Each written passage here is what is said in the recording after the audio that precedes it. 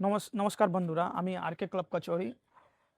প্রকৃতি বাঁচানো কোনো ধর্ম বা জাতি থাকে থাকে না, ওটা কেউ বাঁচাতে পারবে। কোনো ধর্ম হোক, কোনো জাতি হোক, তো ওর কোনো কারণ, ওর কোনো নাম হোক, কোনো, তো প্রকৃতি বাঁচানো কোনো ধর্ম, জাতি ইয়া নাম না। প্রকৃতি সব বাঁচাবে, সব চেষ্টা করে বাঁচানোর জন্য। তো আমি এটাই চাই কি ভিডিওকে শেয়ার করুন। আমি জানি আমাদের मनोरंजन वीडियो, ফানি ভিডিও, গ্ল্যামার ভিডিওটা বেশি ভাইরাল হয় কেন? আমাদেরই দোষ। আর ইউটিউবার, ফেসবুক ইয়া ইনস্টাগ্রামে এই ভিডিওটা কেন ভাইরাল করে?